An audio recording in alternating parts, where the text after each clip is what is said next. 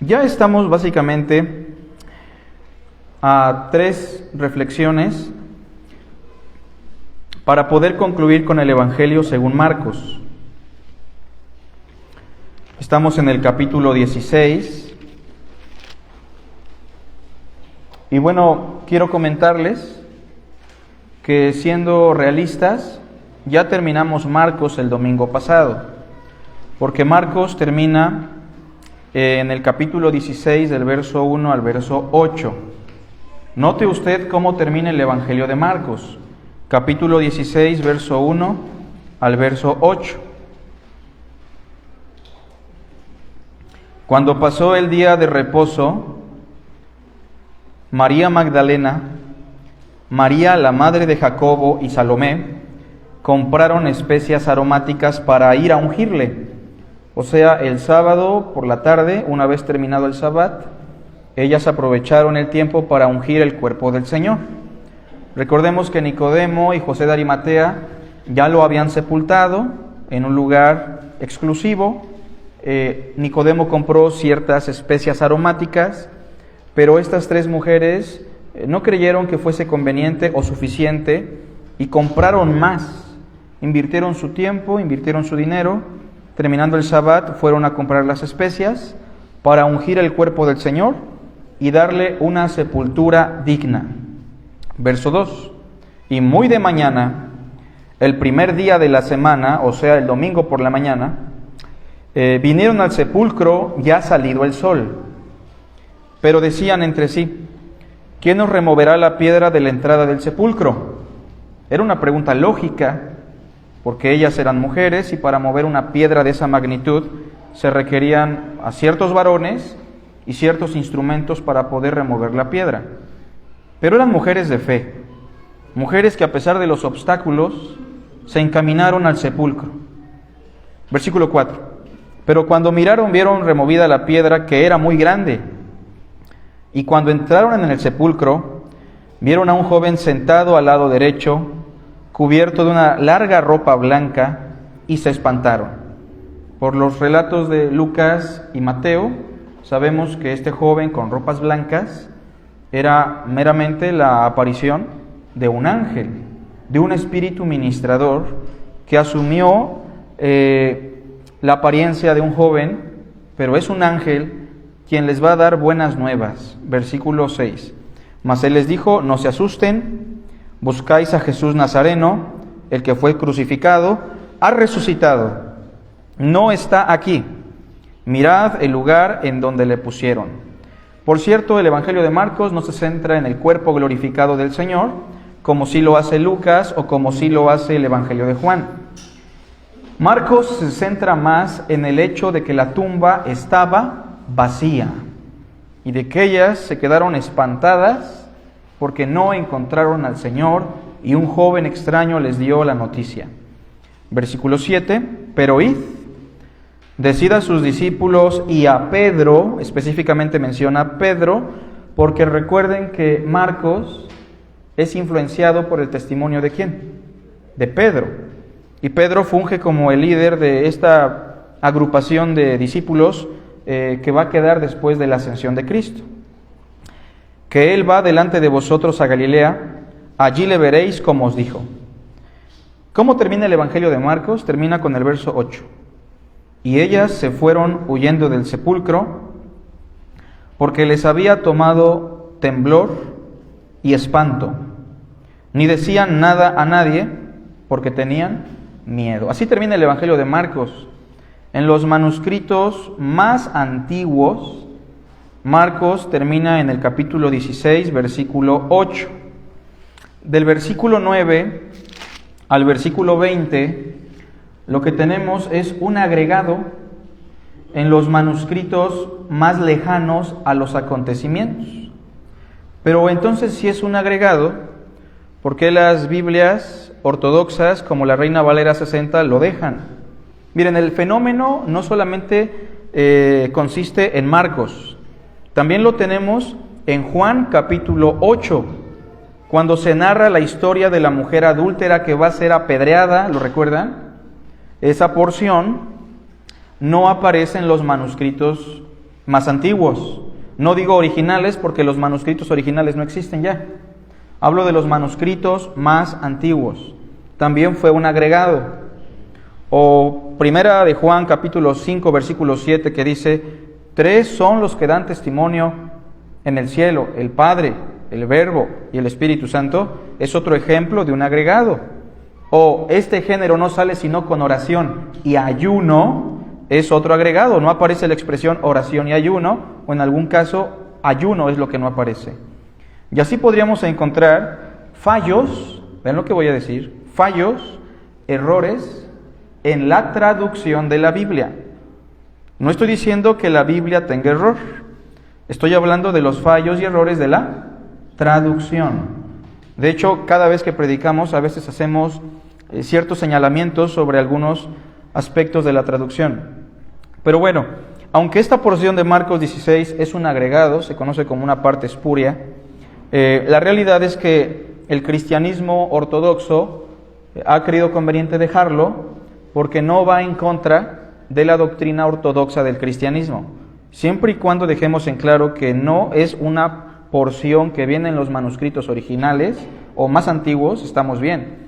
Pero también hay que reconocer que son porciones que no afectan para nada y que tienen armonía con los testimonios de Mateo, Lucas y Juan. O en el caso de la mujer adúltera, es una porción que no aparece en el Evangelio de Juan, pero se acepta porque tradicionalmente el acontecimiento sí ocurrió. ¿Se entiende la idea? Ahora bien, es posible que los cristianos del segundo siglo fuesen quienes agregaran esta porción porque termina muy abruptamente el mensaje de Marcos. ¿O a usted le parece satisfactorio?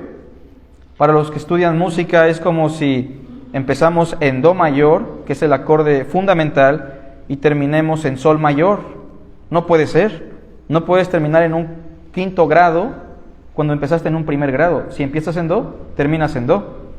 Así que no queda satisfecho el lector de Marcos, y es por eso que agregaron lo que sigue. Hoy nos vamos a centrar en el versículo 9 del capítulo 16 y versículo 11, que tiene su réplica también en los otros evangelios, como es el caso del Evangelio de Juan. Pero este pasaje tan breve nos habla de verdades profundas. Dice así: habiendo pues resucitado Jesús por la mañana, el primer día de la semana, todos juntos, apareció primeramente a María Magdalena, de quien había echado 7 demonios. Yendo ella, lo hizo saber a los que habían estado con él, que estaban tristes y llorando. Ellos, cuando oyeron que vivía y que había sido visto por ella, ¿qué dice?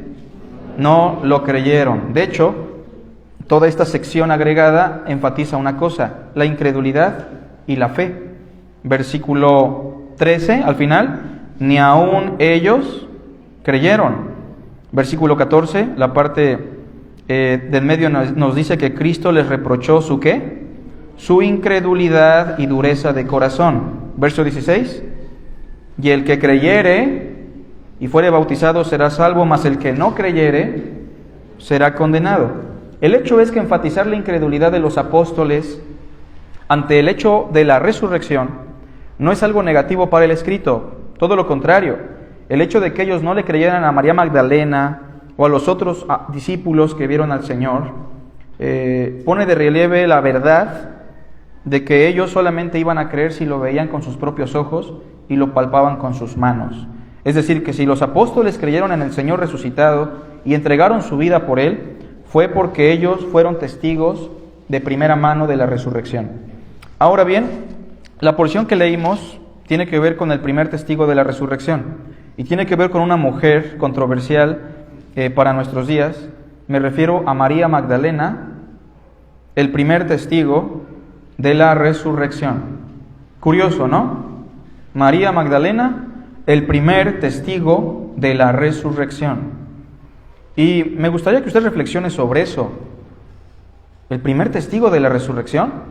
Pues sí, la Biblia dice que una mujer de una reputación un tanto compleja porque había estado poseída por 7 demonios, y dejamos muy en claro que ninguna persona llega a estar poseída si no le abre su corazón al demonio, así como Cristo no puede habitar o poseer a un ser humano si un ser humano no cree. ¿Se entiende la idea? Esta mujer llegó a ser una mujer que estuvo poseída por el demonio y ahora está poseída por el Evangelio del Señor y llegó a ser el primer testigo de la resurrección. Por cierto, cuando Pablo habla en la primera carta a los Corintios, capítulo 15, sobre el Evangelio de Cristo y sobre la resurrección, ¿han leído ese pasaje? Pablo da el orden de los testigos de la resurrección y nunca menciona a María Magdalena. ¿Notó eso usted? Le apareció primeramente a Cefas, después a Jacobo, me parece, y después a los 12, y como un abortivo, a mí. Es lo que dice Pablo. Pero nunca menciona a María Magdalena como el primer testigo de la resurrección. Y este es un dato muy importante porque estamos hablando de un testigo peculiar. Una mujer que tenía una reputación un tanto compleja, un discípulo que no es muy relevante, no tiene mucho protagonismo. Y la pregunta que hacemos en la proyección es la siguiente: ¿por qué Cristo la escogió como el primer testigo de la resurrección? ¿Se entiende? ¿Por qué a ella? ¿Por qué escoger en primer lugar a una mujer? En una época en donde la mujer no tenía mucho valor y su testimonio no era considerado como válido ante los juicios judíos. ¿Se entiende? Las mujeres tenían fama de ser calumniadoras y el machismo que permeaba la época las consideraba indignas de dar testimonio. De hecho, hasta la fecha, en Medio Oriente y en algunos países de Medio Oriente, si una mujer es abusada sexualmente y va a las autoridades, su testimonio no es válido si no hay al menos 2 testigos oculares que presenciaron el abuso sexual. ¿Se imagina? Pero el punto es, ¿por qué Cristo escogió a una mujer como el primer testigo de la resurrección? Y si fue una mujer, ¿por qué no escogió a una mujer virtuosa, pues? ¿Por qué tuvo que escoger a una mujer que estuvo poseída por Satanás, que viene de un contexto muy complejo, que incluso le han hecho mala fama que no aparece en el relato bíblico? Es una pregunta interesante, pero me gustaría considerar 3 puntos que responden a la pregunta de por qué Cristo escogió a una mujer. ¿Por qué a María Magdalena? ¿Por qué no escogió a Pedro, por ejemplo? ¿Por qué no escogió a Juan? ¿Por qué no escogió a alguno de sus apóstoles? Bueno, el proceder de Dios siempre es muy extraño, ¿no? Y lo vil y menospreciado de este mundo es lo que Dios siempre usa para las labores más importantes. Yo sí quiero que las hermanas, estoy enfatizando mucho sobre las mujeres últimamente, porque el pasaje aborda a las mujeres, sí consideren su utilidad, su valor y la transformación que Cristo puede hacer en ellas. Número 1, ¿por qué Cristo la escogió como el primer testigo de la resurrección? Número 1, porque quiere demostrar el valor de la mujer como discípulo. Repito, Cristo quiere demostrar con esto, escogió a una mujer para ser el primer testigo de la resurrección, porque Cristo quiere romper un paradigma de la época. Paradigmas, sí, machistas, y no quiero decir con esto que el feminismo sea tampoco bueno, porque no lo es, pero Cristo la escogió a ella, porque de hecho, si notan el verso 9, dice: habiendo pues resucitado Jesús por la mañana, el primer día de la semana, ¿Él deseó o no? ¿Lo quiso o no? Sí, apareció primeramente a María Magdalena. Él lo decidió. Se le pudo aparecer primero a Pedro o no, pero Él decidió aparecerse en primer lugar a María Magdalena, porque estoy seguro, Cristo quería demostrar el valor de la mujer como discípulo. ¿Sabe usted cuál era el valor que le daban los judíos a la mujer? Mire, el judaísmo sí le daba valor a la mujer en contraste a las otras religiones de la época. Pero aún así, el valor que el judaísmo le daba a la mujer estaba muy por debajo del valor que Cristo le dio a las mujeres. De hecho, estudie usted a Jesús un poco y vea el tacto, la intención y el contacto que Él tiene con las mujeres. ¿No se espantaron sus discípulos porque hablaba con una mujer samaritana? ¿Por qué le da el tiempo? Porque se mete en una conversación con una mujer.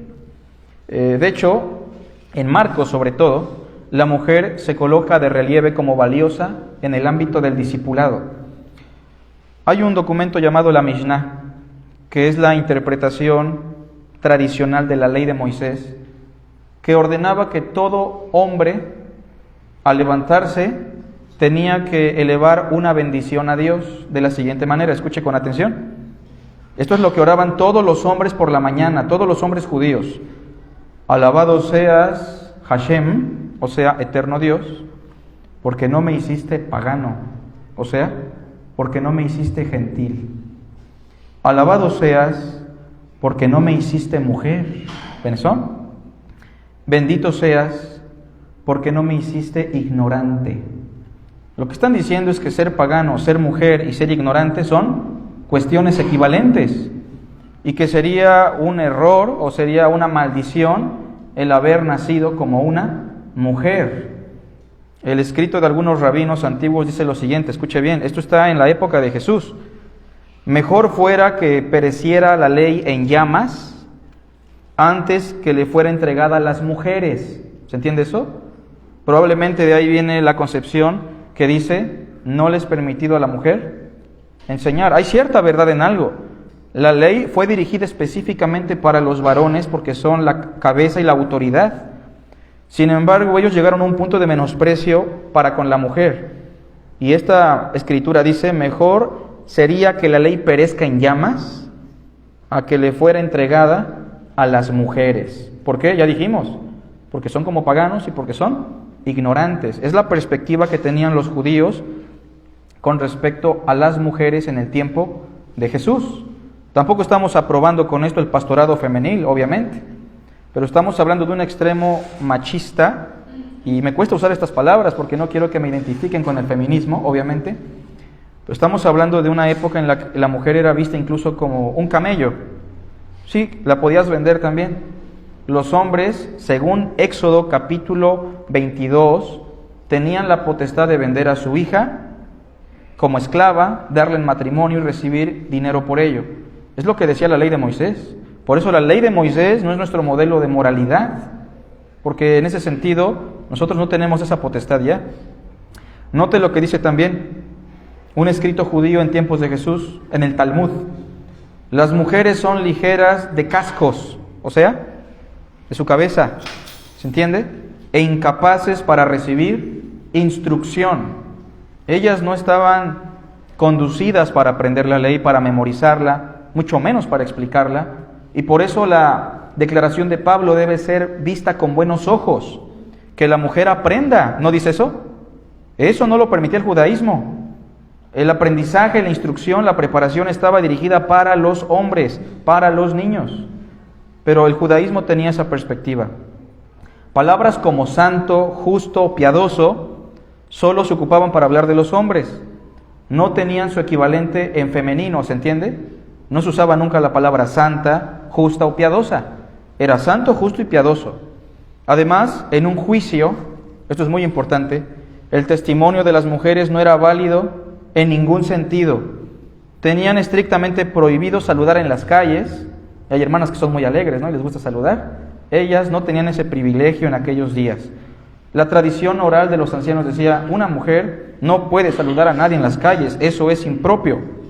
Tampoco tenían la oportunidad de servir la comida en las reuniones de varones, no lo podían hacer, era indecoroso. Y debían siempre portar un velo en su rostro. A la fecha Medio Oriente se caracteriza por eso, ¿o no? Estaban siempre expuestas también al repudio de sus esposos. ¿Se acuerda que la ley decía que si en tu mujer encontrabas algo indecente le dieras carta de divorcio? Eso no se refería al adulterio, porque el adulterio en todo caso se pagaba con muerte. Algo indecoroso por lo cual un judío le daba carta de repudio a su mujer era, te vi sonriendo en la calle y saludando con la mano. Eso es indecoroso, te voy a repudiar. En la reunión que tuvimos serviste comida, eso no era correcto, me estás dejando en vergüenza, te voy a repudiar. No has portado tu velo correctamente, te voy a repudiar. El punto es que estaban sufriendo bastante. ¿Las mujeres eran valiosas para el judaísmo, sí o no? Les voy a decir en qué eran valiosas. Solo eran valiosas si eran vírgenes y solo eran valiosas si podían tener hijos. Fuera de eso, no tenían ningún otro valor. Claro, eran valiosas también económicamente porque la podías vender, era tu propiedad. Eran consideradas como tu propiedad. En algunos casos eras propiedad de tu padre, quien te podía vender. En otros casos eras propiedad de tu esposo, quien regularmente no te vendía, obviamente. Y en algunos casos muy extremos llegabas a ser propiedad de tu hermano mayor. ¿Se imaginan? Era un caso muy extremo. El punto es que Marcos presenta a las mujeres de una manera distinta. Marcos nos ha presentado a diferentes mujeres que fungen como ejemplo de un discípulo valioso para Jesús. La primera es la mujer que tenía flujo de sangre, ¿se acuerdan? ¿Se acuerdan de esa mujer? Cristo la pone como ejemplo de fe. ¿Se acuerdan de eso? Cristo dijo, esta mujer tiene fe, su fe la ha salvado, y la pone como un gran ejemplo. Esto era una revolución teológica y social en tiempos de Jesús. Que el rabino Jesús, llamado el Mesías, hiciera eso, era algo totalmente extraño. Puso también como ejemplo la mujer sirofenicia. ¿Se acuerdan de esa mujer? Que Cristo le dijo, tú no eres del pueblo. Y la mujer le dijo, sí, Señor, pero aunque sean las migajas, me deberían de tocar. Y él dijo, ni aún en Israel he encontrado tanta fe como en esta mujer. ¿Lo han escuchado? También viene en Marcos. También puso de ejemplo a la viuda pobre, ¿se acuerdan? Una mujer que no tenía casi nada, y la pone de ejemplo como una mujer que entrega todo lo que tiene. Y también pone de ejemplo a una mujer de mala procedencia que antes de su muerte derramó un perfume para ungirlo, ¿lo recuerdan? Y dijo, esta mujer me ha hecho bien. Ha entregado algo muy valioso de su casa y tendrá memoria por los siglos, porque donde quiera que se predique el Evangelio, se hablará de esta mujer. Todo esto es algo que hemos escuchado y estamos acostumbrados, pero en tiempos de Jesús eso hacía un eco muy fuerte. La mujer tenía un valor distinto para el Mesías. Cristo viene a retomar el diseño original y a darle a la mujer el valor debido, porque el hombre fue creado a imagen y semejanza de Dios, ¿o no? Varón y hembra los creó. Y el punto es, la mujer es valiosa, sobre todo si es discípulo, es un discípulo valioso para Cristo. Y es lo que Cristo quiere poner de relieve en primer lugar. No sé quién sea usted, hermana, pero aunque usted no se considere valiosa, porque eso pasa muchas veces, las mujeres incluso compiten por su valía en diferentes ámbitos. Para Dios y para Cristo usted tiene valor, sobre todo en el ámbito del discipulado. Si usted sirve a Cristo, no menosprecie su servicio. Lo poco que usted haga es valioso para Jesús, y muchas veces Cristo utiliza a las personas menos esperadas como una mujer, porque para Cristo son valiosas. Esto también debería ayudarle a los varones de la iglesia a considerar el valor que tiene su esposa. La mujer no es nuestra propiedad, no la podemos oprimir. Ella sí puede servir a Dios, y aunque hay ciertas limitantes que consideramos en el Nuevo Testamento, tenemos que darle el valor que Cristo le da a la mujer como discípulo, porque Cristo escogió a una mujer para ser el primer testigo de la resurrección. Es probable que Pablo no la mencione como el primer testigo en la primera carta a los Corintios, porque si de por sí ya ponían en tela de juicio la resurrección, poner a una mujer como el primer testigo iba a provocar que Pablo diera más explicaciones en la época.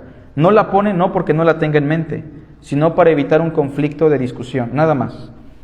Punto número 1 entonces, ¿por qué Cristo escogió a esta mujer? Repito, porque quiere demostrar el valor de la mujer como discípulo. Noten la labor que la mujer tiene en toda la historia de la redención.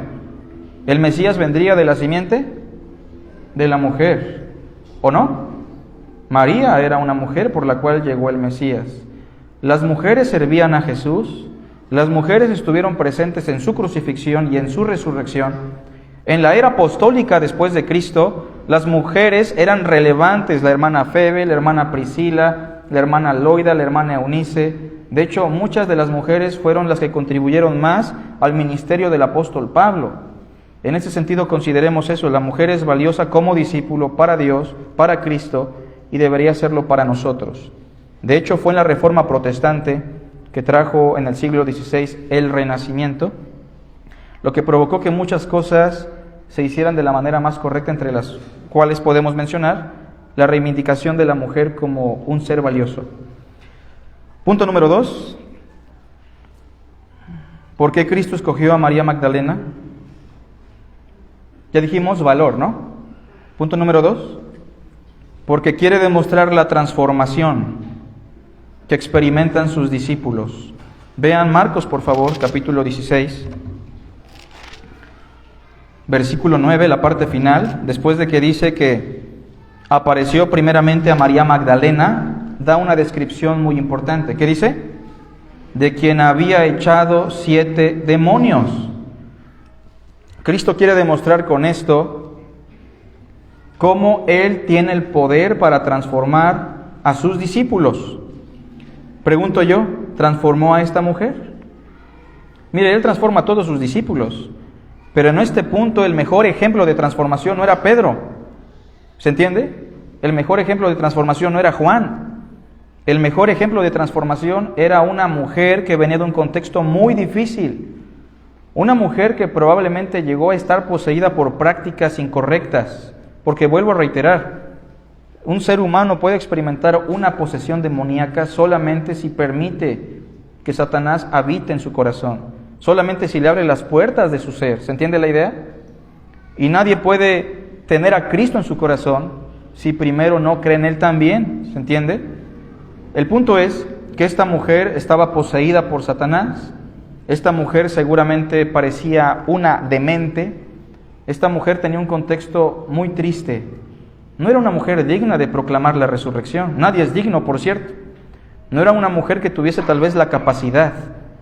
Pero en este punto de la historia de Cristo, esta mujer es el mejor ejemplo de transformación. Tal vez usted fue un adúltero, una adúltera, un ladrón, un extorsionador, un corrupto, un mentiroso. Pero si usted es discípulo de Cristo, tenga la esperanza de que Cristo lo está transformando y lo va a transformar. Y aunque usted pueda negar a Cristo hoy como Pedro, tenga por seguro que un día va a dar la vida por Cristo como Pedro dio la vida por Cristo. Pero María Magdalena es el ejemplo de un discípulo sumiso que viene de lo más bajo y lo más vil, pero que está dispuesto a ser transformado en silencio. No hace el escándalo que hacen los 12, pero la transformación es constante. Quiero que vean conmigo, por favor, algunos pasajes interesantes.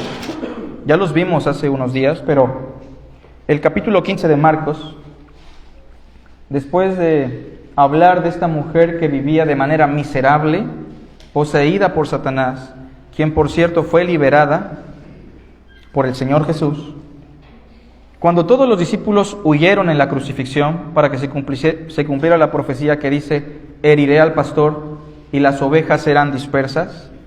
Ya dijimos muchas veces, los únicos que se quedaron al pie de la cruz, ¿quiénes fueron? Un pagano, un soldado pagano, que llegó a convencerse de la fe y dijo, verdaderamente este hombre era el Hijo de Dios. Tal vez ahí estaba cerca José de Arimatea con cierta cobardía, pero el capítulo 15, versículo 40, también nos dice que había algunas mujeres mirando de lejos. Tal vez estaban mirando de lejos no porque no quisieran estar cerca, sino porque no se les permitía estar cerca, pues. Pero estaban mirando de lejos, entre las cuales estaban María Magdalena, ahí está María Magdalena, María la madre de Jacobo el menor y de José, y Salomé, 41, quienes cuando él estaba en Galilea, le seguían y le servían, y otras muchas que habían subido con él a Jerusalén. Una mujer que está siendo transformada en silencio, que cuando Cristo es sepultado, versículo 47, nos dice que María Magdalena y María, madre de José, miraban dónde lo ponían. Por cierto, quiero decirles algo. En ese punto de la historia no había nadie para ser el mejor testigo que María Magdalena.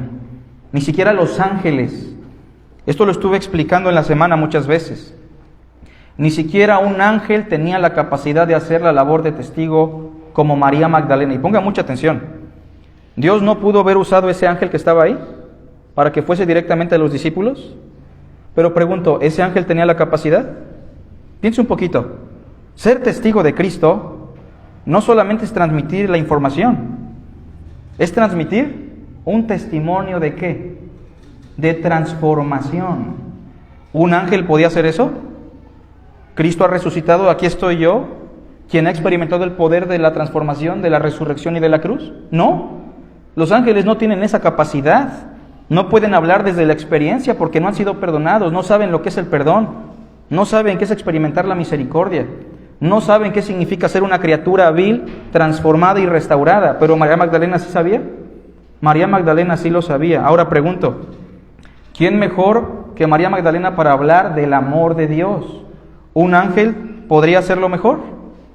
¿Un ángel podría hablar mejor del amor de Dios? El que mucho ama es porque mucho se le ha perdonado. Un ángel sí puede hablar del amor de Dios, ¿o no? Pero no puede hablar del amor de Dios desde la experiencia del perdón. Porque pregunto, ¿los ángeles fueron perdonados? ¿Los que pecaron? No. ¿Y los ángeles que están, digamos, en gracia de Dios, pueden hablar del perdón? No. María Magdalena es un testigo eficaz en ese sentido, porque ha experimentado una transformación. Puede hablar del amor de Cristo, puede hablar de la resurrección de Cristo, pero puede dar testimonio de esa transformación y del poder de la resurrección a partir de su propia vida. Vea conmigo, por favor, el Evangelio de Juan. Esta mujer insistió mucho en estar presente en los acontecimientos concernientes al Salvador. Y el Evangelio de Juan nos dice lo siguiente. Vea, por favor, conmigo el capítulo 20. Aquí se amplifica un poco más lo que dice Marcos. Por cierto, en el seminario ayer les explicaba a los alumnos que los paralelismos históricos sirven para eso, ¿no? Para poder amplificar los eventos. Capítulo 20, verso 11.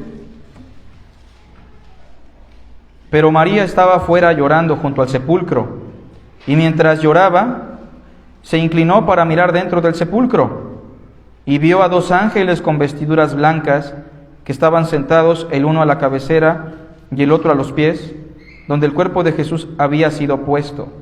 Y le dijeron: mujer, ¿por qué lloras? Pregunto, ¿amaba al Señor? ¿Le preocupaba morir? ¿Le preocupaba ser violada por los soldados? No, es una mujer dominada por el amor, dominada por la gratitud, dominada por la fe en su Señor. Los ángeles le preguntan: ¿por qué lloras? Les dijo: porque se han llevado a mi Señor. Ella en ese punto no sabía que Cristo ya había resucitado. Porque se han llevado a mi Señor y no sé dónde le han puesto. Cuando había dicho esto, se volvió y vio a Jesús que estaba allí, mas no sabía que era Jesús. Pero ahora ya no los ángeles, sino Jesús mismo, ¿qué le dijo?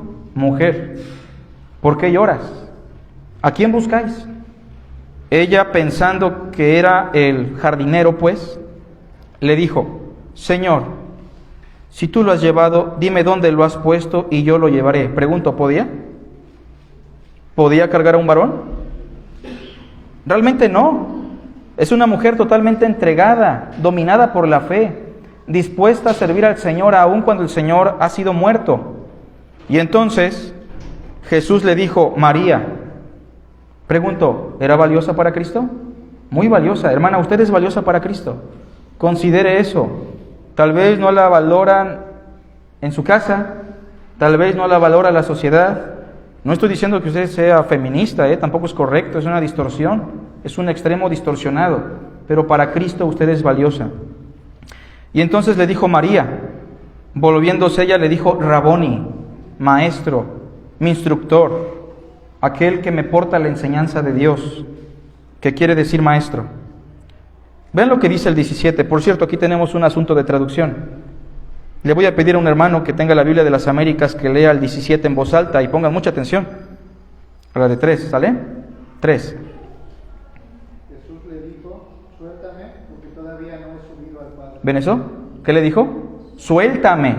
¿Verdad que la Reina Valera no ayuda mucho en eso? Nos da un pensamiento equivocado. El texto no dice en el texto griego: no me toques. ¿La idea cuál era? Suéltame. ¿Por qué? Cuando ella ve al Maestro resucitado, ¿qué hace? Lo agarra, lo abraza, se aferra a él. No quiere dejarlo ir, ¿se entiende? Casi dice: no quiero ser testigo de la resurrección, mejor te llevo. Y tú mismo se lo dices a los apóstoles. Ella se aferra con sus brazos al Maestro. Cristo le dice: suéltame, yo sé que quieres que me quede. Pero deben recordar algo. Cristo dijo: ¿les conviene? que yo me vaya, si no, no vendrá el Espíritu Santo. Y Cristo le dice, mira, suéltame porque es necesario que suba a mi Padre. La ascensión se tiene que cumplir. Número 2, entonces, Cristo escoge a esta mujer porque quiere demostrar la transformación que experimentan sus discípulos. Hermanos, no tenemos que predicar de nuestra experiencia. Predicamos de la palabra, pero nuestra experiencia de transformación suma mucho a lo que dicen nuestros labios, ¿se entiende? Eso es muy importante. No estoy diciendo que usted vaya y le predique a los enfermos sobre cómo Dios los sanó. Usted tiene que predicarle que Cristo murió y resucitó, pero su transformación es testimonio vivo. Todos somos testigos del Cristo resucitado porque nuestra vida es testimonio. Cuando Juan dice lo que palparon nuestras manos, lo que vieron nuestros ojos, no es una experiencia ajena a la nuestra, porque nosotros somos testigos vivos de la obra de Cristo. Punto número 3 y termino. ¿Por qué Cristo escogió a esta mujer? Punto número 3. Porque quiere demostrar la utilidad de un discípulo comprometido. Vamos a Marcos otra vez y terminamos. Marcos 16, versículo 10. Yendo ella, lo hizo saber a los que habían estado con él. ¿Se imaginan?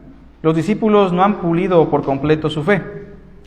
Ellos siguen viendo a las mujeres poco a poco como el judaísmo las veía.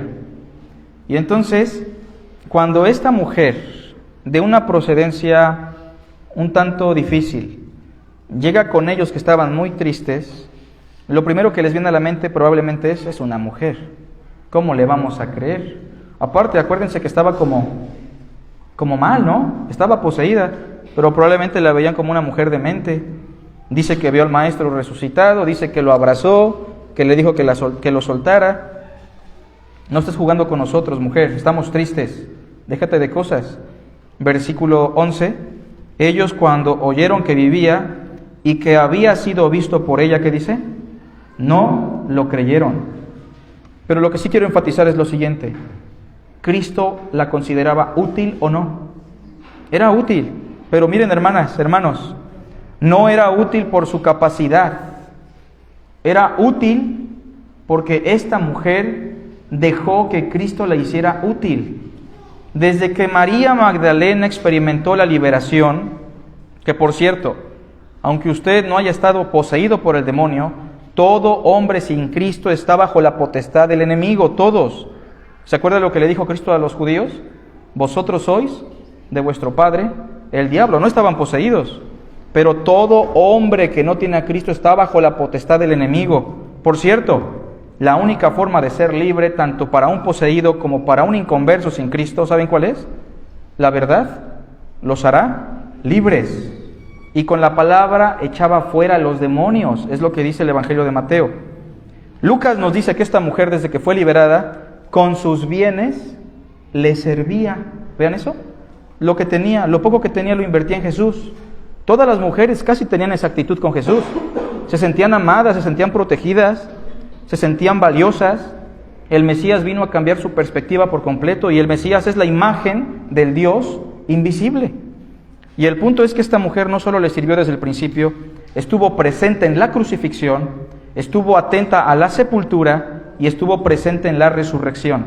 Una mujer útil, que puede hablar bien de la muerte de Cristo, que puede explicar su sepultura, que puede hablar de su resurrección, tal vez mejor que los apóstoles, porque esta mujer estuvo dispuesta a oír y a contemplar la obra de Cristo Jesús. Hermana, usted es útil. Hermanos, somos útiles, pero debemos estar dispuestos a que Dios nos use. Muchas veces decimos, es que no soy muy útil, pero tampoco estamos dispuestos a contemplar a Cristo en su palabra. A veces decimos, no soy muy útil para Dios, pero tampoco estamos dispuestos a dar lo poquito que tenemos, como María Magdalena, para Cristo Jesús. Cristo quiere que seamos útiles y muestra a María Magdalena como el primer testigo, repito el punto número 3, porque quiere demostrar la utilidad de un discípulo comprometido. A mí me da mucho gusto ver en el seminario a mujeres. Por cierto, este cuatrimestre se inscribieron más mujeres. Algunas son jovencitas, otras están casadas, pero me da mucho gusto en verdad que se estén comprometiendo con esa labor. Me da mucho gusto ver que la reunión de mujeres está proliferando, que están llegando, llegan a la enseñanza del hermano Israel, tienen sus reuniones a veces administrativas los viernes, pero es muy importante que usted considere lo siguiente: persevere y sea firme en el Señor, hermana, porque la obra en el Señor, ¿qué dice? No es en vano. Ya lo dijimos muchas veces. María Magdalena y las otras mujeres se pudieron cobijar en el servicio de Pablo, Pedro, Juan, los apóstoles, y decir, ellos lo hacen, ¿no? Como podríamos decir, el pastor va a discipular a las hermanitas nuevas, ¿no? Hermana, usted puede hacerlo. O usted podría decir, mi esposo lo va a hacer, él conoce la Biblia, él es un diácono, él es un servidor, él enseña la palabra. No, Cristo quiere que usted contribuya en la medida de lo que significa contribuir y servir al reino de Dios. ¿Qué nos enseña esto, hermanas? Hermanos, que el ser humano es valioso, que el hombre y la mujer son iguales solamente en una cosa, En todo somos diferentes, en el cuerpo, en los huesos, los músculos, la resistencia, la perspectiva de la vida, las emociones. El hombre y la mujer en todo son diferentes, solamente en una cosa son iguales. ¿Cuál es? Que son imagen y semejanza de Dios y ambos son valiosos. Consideremos eso y que nuestra semana esté bendecida por el Señor. Hagamos una oración. Padre nuestro, gracias por tu santa palabra. Prospera lo que hemos reflexionado hoy en nuestro corazón. Y gracias por este testimonio hermoso de María Magdalena, por el cual mis hermanas y todos los hermanos podemos ser nutridos. Gracias te damos, Padre, en el nombre de Cristo Jesús. Amén.